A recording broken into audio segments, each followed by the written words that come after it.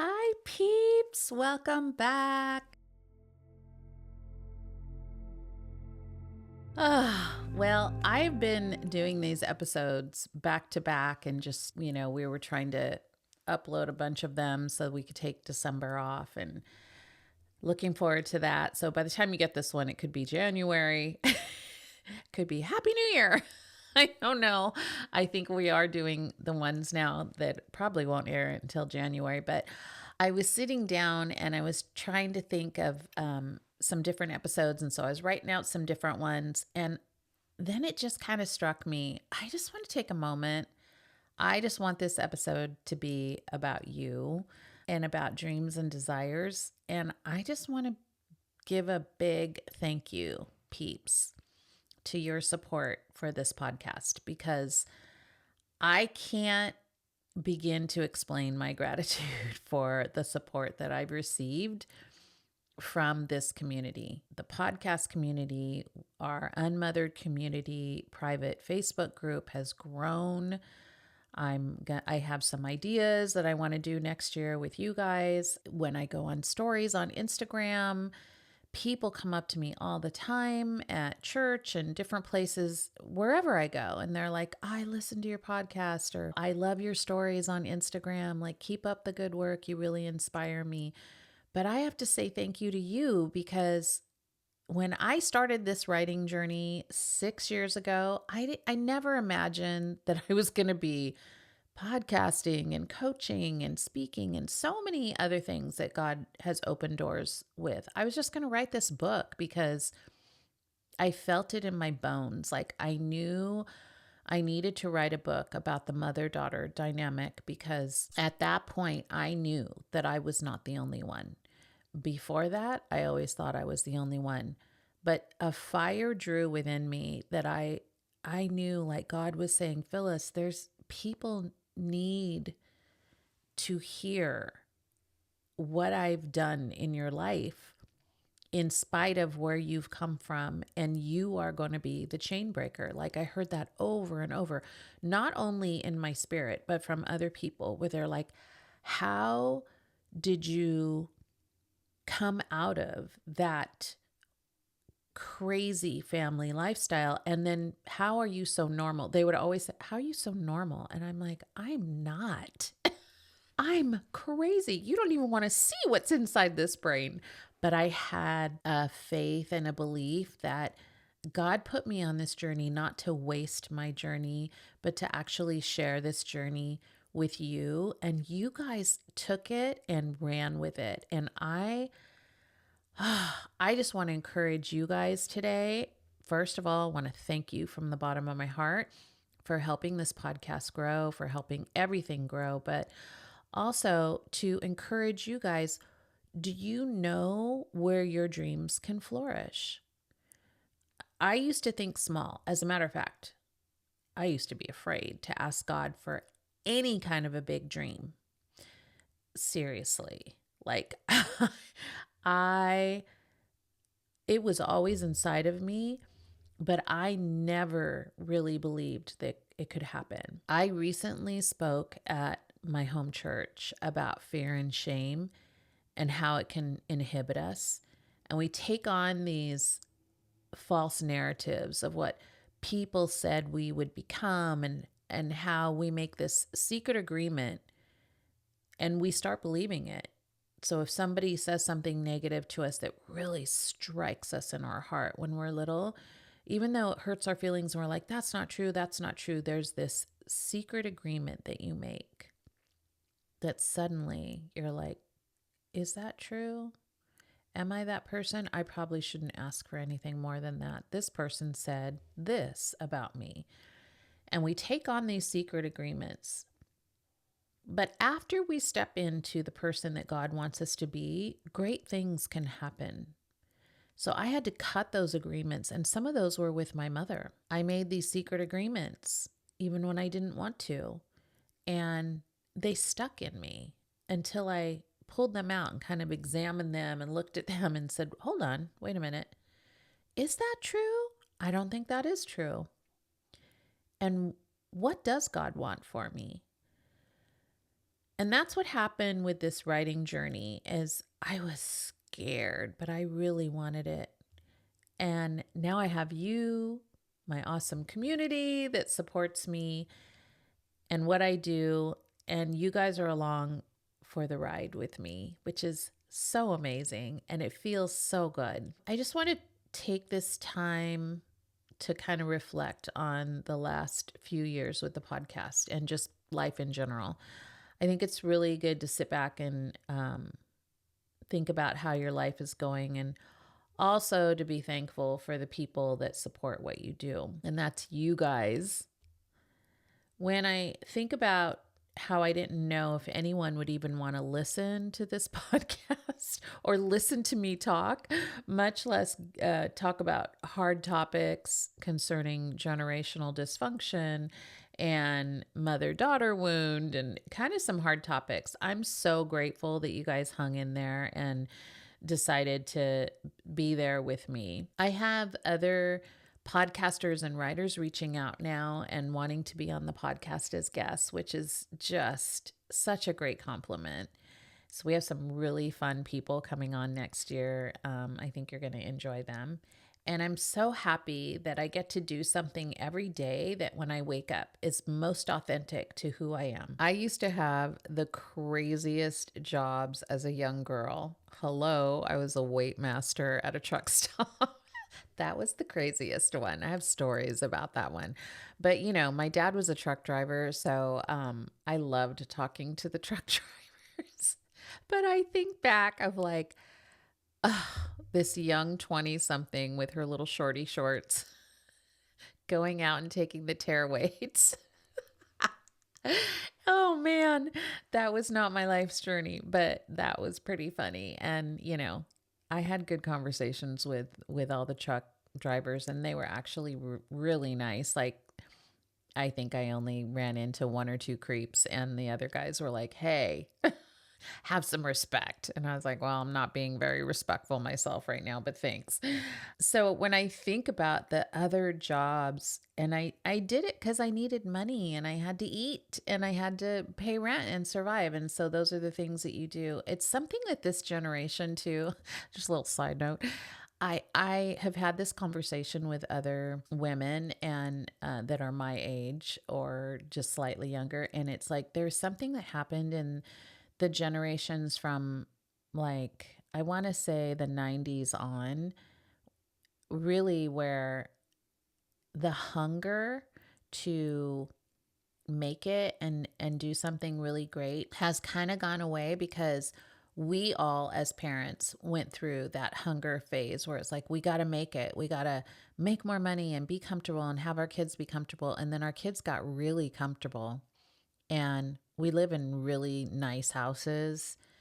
And so the kids don't want to leave because they're like, well, this is nice. And we're not, when I moved back home, my dad's like, you got 2 months and you got to get out because I can't afford you. And that was our life. But that's not how it is now. And so it's kind of funny. I look back at these jobs and I'm like, I did that because I was hungry. I had a need to make a better life for myself than where I came from. And that's kind of missing in today's society a little bit where, some of these kids are coming from really great, cushy parents and backgrounds. And so they're like, I want a job that I like, where I'm happy. And I'm like, well, yeah, we all do. But sometimes you got to take those waymaster jobs and suffer through the day in the hot sun because that's where we are right now. Anyway, segued on that. Just brought up something so crazy in me. When I was at a life where I could afford to take a step back, so now when I got into my 50s and we had worked our way up and, now we had a comfortable life, I could sit back and see where's my passion? Like, what do I want to do now? It was also a prayer call out of like, okay, God, you've brought me to this place where my life is so different than where I grew up.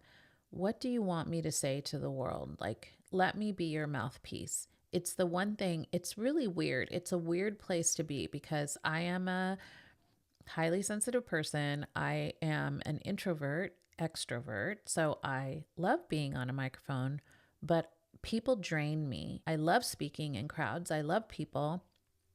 but I also am most comfortable by myself. Such a oxymoron, I know. I actually was just like, where's my passion? Now, I will tell you, I actually love talking as a host and helping others. And when I was young, I wanted to be a host on a TV show. Like I would watch all the TV shows where, it's like the Phil Donahues and the Oprahs and those kind of things. And I was like, wow, I would love to interview people. And I've had several opportunities at my home church where my pastor's wife, Kathy, shout out to Kathy McPhail. She's like, can you interview these women? Can you like help them with their stories and interview them? I'm like, yes, that's my favorite thing to do. And so I've had opportunities to interview, and it is my favorite thing. So I think podcasting is one of my favorite things. And I wish I could interview more people more often. But I think that there's times when I have a subject I want to talk about and just let it ride there. And so it's kind of the best of both worlds. Most women would use their hairbrush when they were younger to sing into it because they wanted to be a singer, but I would use my hairbrush for talking. I was interviewing people, invisible people. That was my thing. And I did a little singing on it too. Now having an actual mic makes me giggle because I just think it's so cool and it feels like home. It feels like me. And so none of this would have worked without people actually listening in. So I want to encourage you guys to find your passion and go for it. Because even after all the hard things that I've walked through this last year, the one thing that has remained consistent is you guys. You guys helped me get up in the morning. All my emotions were on the show. It's hard when we're dealing with life struggles, but it really helped knowing that I could verbalize it to you. I could study things and come on here and kind of like talk. It's kind of like looking inside my brain a little bit of here's something that I've been thinking of. Let me share this with you. And the cool thing is you guys have responded to it. I've had more DMs this year, more when I send out my weekly newsletter, which by the way, if you have not signed up for my weekly newsletter, please do so. It lets you know all the things that are going on. It tells you every week when a new episode of the podcast drops. But also people, I have like little tidbits in there and little questions, and people will respond. They'll send me an email back and say, oh yeah, I felt this way too. Or I'll ask, what are you guys up to this week? Like what's going on?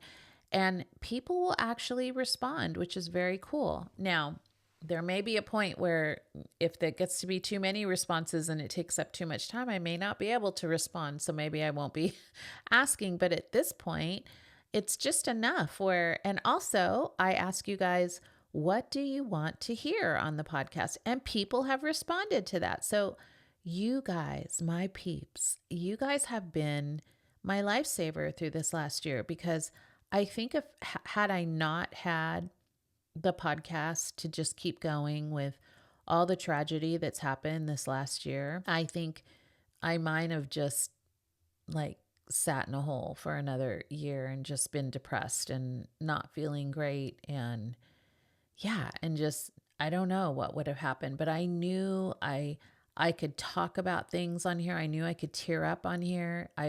It's my safe place with you guys because you guys get it. You've all gone through struggles too.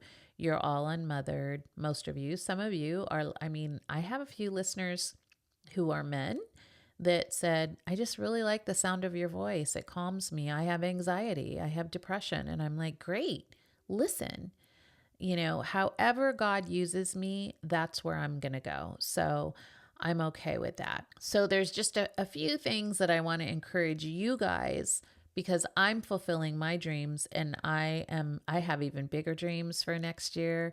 And I know that they're going to happen because I just feel good about them. And I feel like Holy Spirit's like, go for it. Let's do it. And it's not a do or die. If it doesn't work out, it's okay. No harm, no foul. Life is good, but I'm going to try. And so my encouragement to you is if you get a chance to break out and do something that you've always had a passion for, I'm going to tell you, go for it. Do it. Like try it. The worst it can happen is that it doesn't happen, and that changes nothing. You're not going to lose anything from it.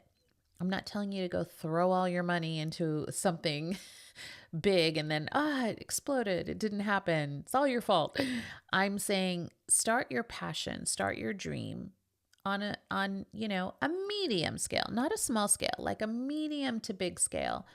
Not something that will break the bank, but something that you've really dreamed of and you think you're just going to try it next year.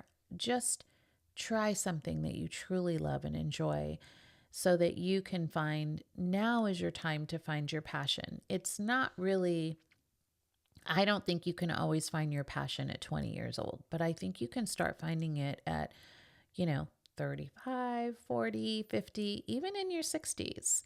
Listen, I'm hitting closer to 70. Even in your 70s, you can do this. So don't give up because of age. Don't give up because, everyone else is doing this and I don't know if I can do it. If you feel this tug in your heart to try something that you dream and desire, go for it. Try it.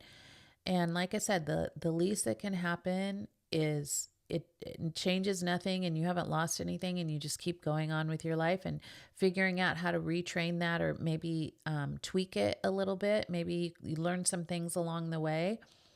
Make sure that you have people to help you get there. Like I said before, without listeners, I wouldn't have a podcast. So I'm extremely, extremely grateful. So thank you.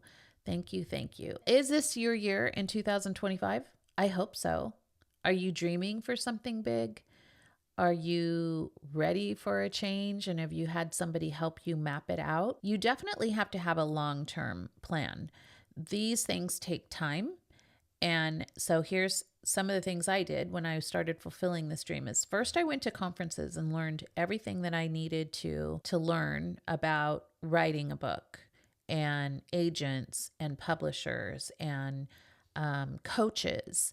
And so learn the rules of the road first. Don't just dive in head first and not know anything about you have this dream, but you don't know what it's supposed to look like. You need to map it out and you need to study it and you need to have people come alongside you and help you. Without those people helping me along the way, I would not be here right now. I had no confidence. I was so scared. I had no idea what I was doing. And I asked a lot of questions.